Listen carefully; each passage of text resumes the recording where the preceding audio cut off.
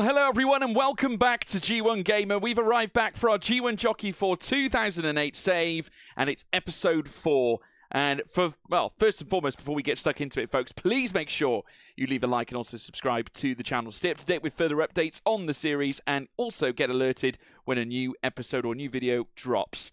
So, let's get down to it. We have certainly achieved a fair bit in a short space of time, with us already achieving our first victory, then later our first G-race win, of course winning a G3 at that time, also getting our first regular ride, and then on top of that, 10 race wins have also been achieved as well, and we're in full pursuit of that magical number 30 to give ourselves a Group 1 chance. Obviously, we can't race in Group 1s until we hit 30 wins as a whole, and of course the Big 3-0 is also integral to us winning the Apprentices Championship, becoming the champion apprentice in our first season. We are leading the wins total at the moment ahead of our fellow apprentices that have just come in and become professional jockeys in our first year in this save. So we've got a good foundation, but we need to make sure it carries through to December, when eventually we will reach the awards segment of the campaign. So yeah, lots to do.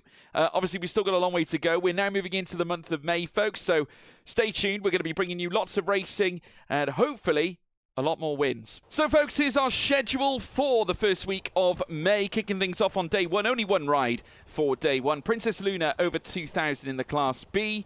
We then move to day 2, where we have 3 rides for the day. Maiden Stakes action with Petit Petit, a horse that we've already ridden before. Over 2,400, that's the distance.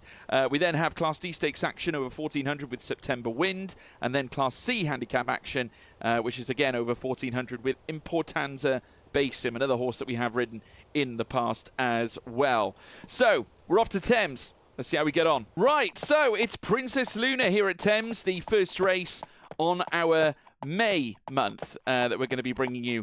Of course, 6th favourite for this particular race. Certainly not one of the most fancied horses out of the bunch. Slanging matched, however, is, and arguably for good reason. The overall rating is pretty strong, but I'd be a little bit concerned with Obedience, Toughness, Spirit, and Fade here. Michael Edward in the saddle again. The spurt is good with this particular horse. Obviously, the rating alone might be enough to take it to the finish line in front. But we'll see what ours can do. Princess Luna, can she perform like royalty here in this race? Let's find out. Coming around the home turn. Let's see if we can open something up here. Have we got an opportunity? Tell you what, we might have an opportunity here on the inside rail. We've got plenty of juice in the tank with this horse. Right now might be the time to go. We need to respond to the others in this case, and we are fighting for the win here. Oh, what a chance. Giving it an unbelievable ride. 2nd place is phenomenal for Princess Luna. Right, Petit Petit, Maiden Stakes action, day 2 here for the first week of May here at Thames this time. 2,400, fair conditions, firm ground. 3rd favourite for this one. We do have a great chance, but I am going to be checking out the favourite for this one, and it's Forest Aphrodite. Now, this one doesn't actually have the best of ratings in comparison to us, though Spirit, Start, and Fade are in its back pocket. Spurt and Soft, though, go against it. Soft, obviously, not an issue on the firm ground, so could still be a big-time player here for Stephen Harris. But I still think our horse has got capabilities. In fact, I think we're better rated by 2. So we might have a good chance here, as long as the pace isn't too quick. Really nice run. Plenty of stamina left. Just winded the horse up, ready for a assault on the home straight. So here we are, see if we can kick things up a notch. Plenty left in the tank. Oh, dearie me, just narrowly missing out, 2nd place. But a brilliant result anyway.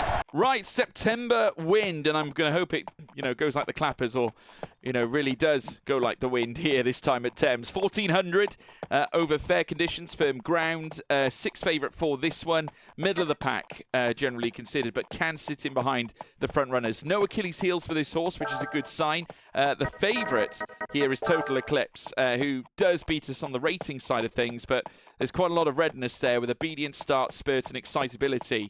Fade, though, is a positive for this horse, but I wonder if the others sort of trump the Fade effect at this point. With Obedience and Start spurt and excitability. You know, you've got a few key areas there which can disrupt a horse's race. So who knows? It's going to be a tough ride for Michael Edward. We're talking a 7-furlong race as a whole. It's a really promising ride here for September Wind. And we are going to have to go like the wind, I think, when the time allows or when the time warrants. We haven't moved a muscle until now, so here we go. Can we bring it home? That's the big question. We've got a little bit left. Second itis here so far in the episode. My goodness, September Wind, second by a nose. It was a grand effort, probably deserved more. Right, Importanza Basim, third favourite for this one, the 6-year-old mare, 62 rated, toughness and spurt go against it, but the fade is on its side. So ideally, we want to be leading coming around the home turn and just try and hold our own because we don't really want to be bullied in the heart of the pack, really. 1400, this race is going to go like the clappers. We'll take a look at the favourite for this race, Coupe d'Ariès. Of course, rated relatively strongly. Power Spurt is a positive. Fade goes against it. Again, another horse that's going to be looking to lift itself from the back to the front. So a stark contrast to ours. Let's just hope we have a good ride. Time allows. Bust a groove.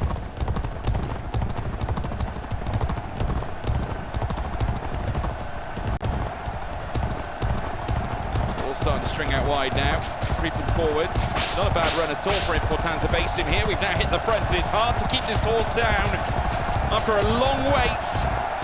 The first win could be around the corner. Importanza Basim.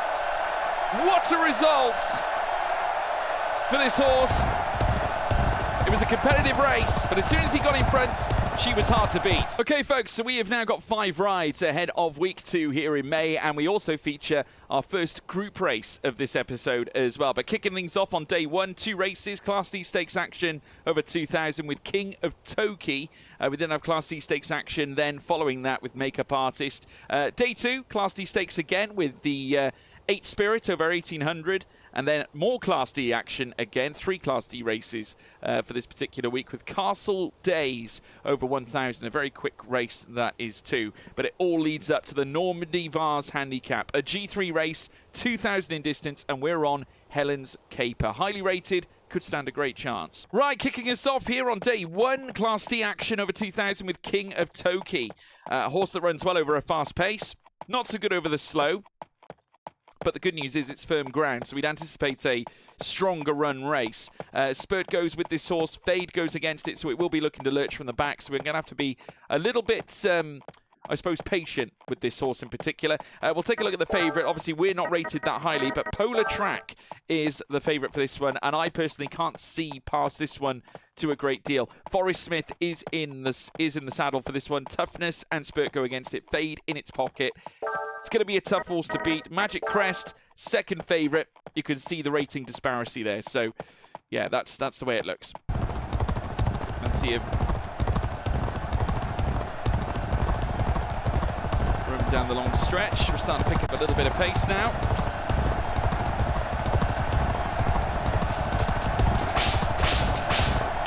Okay, here comes King of Toki. Lovely ride this, I must say. This horse has given us plenty. We've got spurts with this horse as well.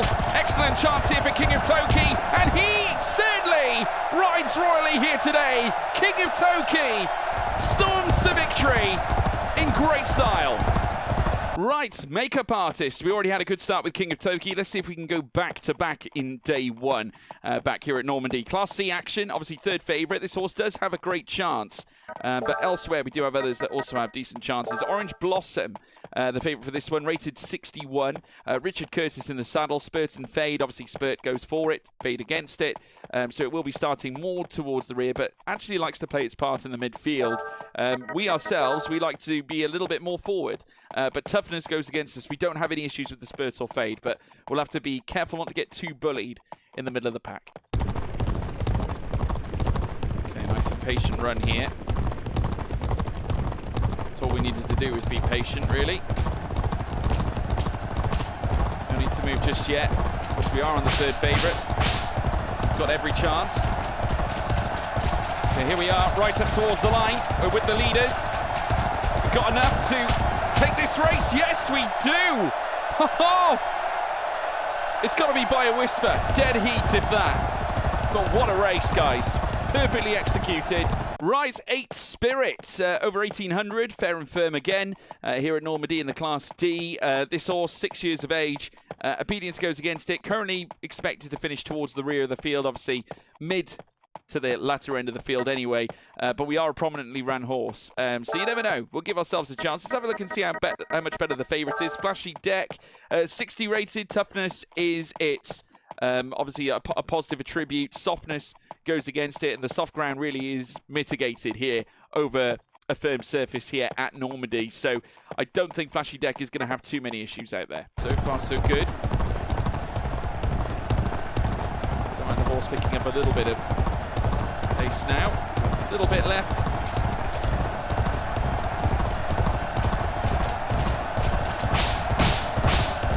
Okay, here we go.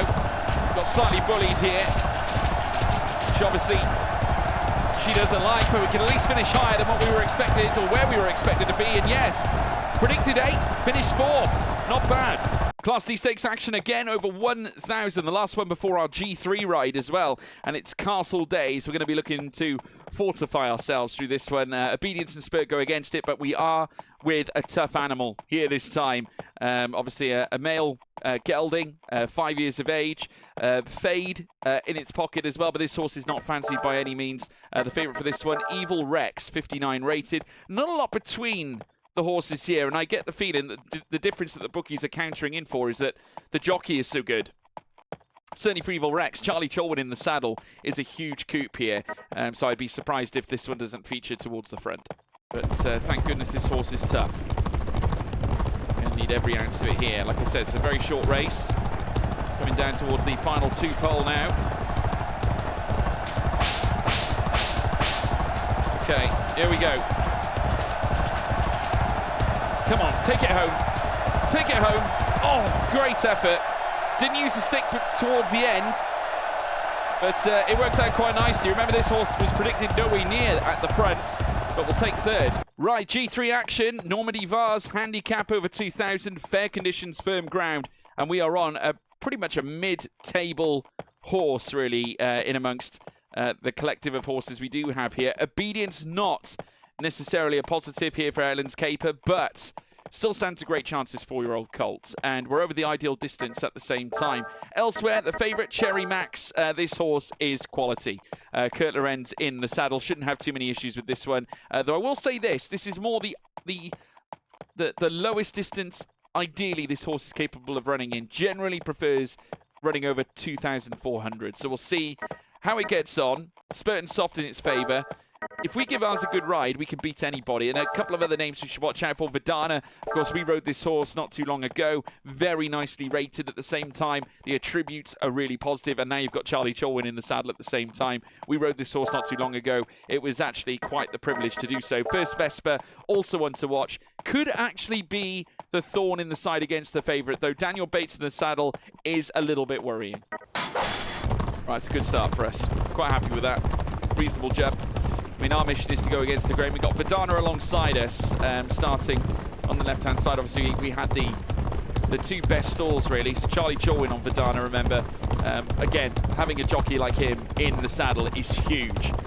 So we'll see how that's going to positively affect Vidana's run here this time. We are running prominently. We are expected to. That is generally how the horse likes to race. So we're going to stick to what it loves and what it knows. So we're now about to take the first turn to the left here now. Just going to quickly change legs and push the horse to the left-hand side.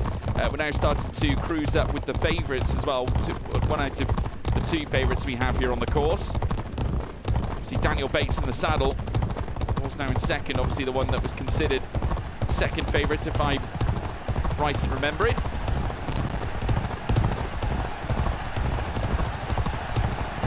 Just hoping that we can get a nice run towards the end here. I can't see us beating the favourites, but we'll give it a good go. We like a challenge. Folks at home, here we go. Right, let's take it to the end. At least give this horse a great race. We managed to get 6th place. No beating the favourites. There were better horses out there. So week 3, and it's 2 races only, and they're both on day 2, but one of them is a G2 race, everyone, over 2,000. But we'll kick things off with the Class A, the Wisteria Stakes, and it's Halation. We're back on a horse that we've won on before. Great memories with this horse, and we're racing over Class A this time. So hopefully a great chance for this runner. And you never know, could become a regular ride if we do well on this one. We then move through to the feature race at Lancaster, G2 Lancaster Filly Stakes. We're on a horse called Snipping. Doesn't have necessarily the best chance of winning this race. Perella is in the race as well. We did try for that ride. We weren't approved for it. Basically, LeBlanc considered us. It was initially offered. It was available. We went for it. Obviously, spent a great deal of riding points, but unfortunately, LeBlanc said no. So we've had to opt for Snipping, which was actually a requested ride for us. So, you know, we're still getting G2 requests, which is a positive sign anyway. It means that we don't spend any additional points. Right, kicking things off for week 3. Here at Lancaster, and this is day 2 with Wisteria Stakes action over 2,000, cloudy but firm ground. We are with Halation for this ride. Certainly not the favourite, but not necessarily the outsider either. Will be featuring probably towards the midfield. Is a front runner though, likes to be ran at the front. Spurt goes against it, fade for it though, so it should run hard right through to the finishing post. We have Ilanetto, which is the favourite for this particular race. Harry Griffith in the saddle. Again, a horse that prefers to run as a fade horse. Spurt as well goes against it, much like Halation. Will be ran very prominently. So I'm expecting to see this one up with us, up at the front end of the order. Okay, so here we go, coming around the final turn. We've had a smart ride so far, but the favourite is now on our tail. Just need to try and keep the pace up. We've got the others now starting to swarm. This is where it might go against us. We're down on pace really at this point. The favourite's certainly not going to win this one, I don't think. We take third. I'm quite happy with that. Definitely not the favourite with the victory, but we gave Halation a great ride, I think. Right, G2 action, everyone over 2,000 in the Lancaster Filly Stakes. We are on Snipping, a mid-table horse, so they say. And I must say that's pretty impressive considering the overall rating of this particular horse and probably what the field looks like. You know, definitely seeing that this is a G2. We will see some Group 1 horses in this particular race. Showy Flower, the favourite of this one. 83 rated. Obedience, Power, Spirit and Soft. This horse is impressive. Michael Edward in the saddle as well at the same time. Obviously, Perella is featuring in this one. Top weighted as well with Brian Peters in the saddle. We did ask to ride this particular mount because I thought we would have a good chance with him being our horse for this particular race. Not running over its ideal distance, which stands at 2,400 at the most optimal. But this horse can go as low as 1,800, so it can very easily manage a 2,000 long race. But yeah, it's going to be interesting. It's going to be, you know, if we can do something in this, it'll be largely against the grain. Right, we're lining up now. In the stalls. We're off, racing. Not a bad start. I must say we're conforming to where we're supposed to be, which is obviously important in the initial. You might see a few colours here that you might recognise from top horses, but certainly some of them are unique. Therefore, horses you probably expect to be featuring towards the front end. But never say never. Snipping could sever them all away from the top prizes, if you get my joke. We'll cut them all up as we make our way down towards the start-finish straight. Right, just need to manage the pace. The horse is getting a little bit excitable there. Just had to pull the reins in a little bit. Just keep managing the horse in the green. Might swap to the inside. There's Perella now. Got a little bit more movement elsewhere this time, but we're now going to swap to the inside. I think this is a smart play on our part. We are, by and large, essentially a dropout horse. So it's a dropout horse that we are riding here. I'm going to try and go for that outside rail, as I always like to. Right, let's try and take this one home then. I don't think we're going to win this one, but we can give it a good go. We've got as much chance as anybody else here in this race. That's for sure. Give it a good ride. 7th place, we'll take it. Looks like Perella got it. So a slow week 4 in May. We've got Class B handicap action over 1,800 with Spinning Factory. That's our only ride. We were offered, or there was a G2 available, but we did not have the riding points necessary in order to ask for the ride, but we would have been maxed out on it anyway. We did apply for another one for day one, or day one, but unfortunately they turned us down. So we've only got the one ride here this time. Class B handicap with Spinning Factory. Let's go. So we're back at Thames then for day two. Class B handicap action over 1800. It's Spinning Factory, a horse that is not fancied one bit. In fact, it's considered to be one of the back markers, but we are featuring inside the mid-pack in terms of how this horse likes to be ridden. In terms of the favourite for this one, a pointy, a quality horse this one, Charlie Chorwood in the saddle. This is the horse that surely has to win. Okay, let's turn things up a little bit now. He's behaving fabulously at the moment. We've got plenty of ground to cover, but horse still has a fair weight of stamina left. We can go for home and at least try and finish above where we were expected. Try and break all expectations if we can. We'll certainly give that a good go. 5th place all day long. All day long, everybody. I'm pleased with that. So, folks, that brings an end to our 4th episode of our G1 Jockey for 2008 series. And as it stands, it's Lance Hamilton, as I predicted, hitting the front now on 35 wins. He has amassed nearly 8.5 million in terms of earnings. He's ahead of Gary Hansen, William Collins in 3rd as well. Charlie Chorwood has sort of slipped off a little bit with Terry Moore now moving into 4th place, and Jack Fletcher not too far away either. Obviously also a very stern competitor. In terms of elsewhere, we are sat behind Lucy Quinn. We're on 14 wins at the moment. We're on page 2 as well at this stage. So we are moving up the order, and we're not too far away from reaching page 1 either. If we keep on going the way we are, then surely we're going to be up there and fighting. We've amassed over 2.5 million in terms of earnings ourselves. We had a big run in terms of 2nd places today at the same time. We're now on 8, 2 ahead of Jeremy Kelly in terms of 2nd places, but we're also 2 ahead of him on wins as well. So guys, it's been a privilege bringing you this episode. Please make sure, if you haven't done so already, to leave a like and subscribe. Things are obviously going very well at the moment in terms of our career mode. I will be giving you some updates as well on our newly reared horse as well, Morgan Almighty, in the near future. So stay tuned for that. Of course, we're putting the work in through training. Obviously, when we get some breaking news and some major movements, I will, of course, let you know. But it has been a marvellous episode. Thank you so much for your support. We're getting closer to G1 action, and we're not far from hitting the halfway point to hitting 30 wins. So if we keep this up, we should be in a good stead. Hopefully for episode 5, we can put a big hole in that deficit. But there we are. We'll have to leave it there and find out soon enough. But until then, folks, take care of yourselves. Goodbye.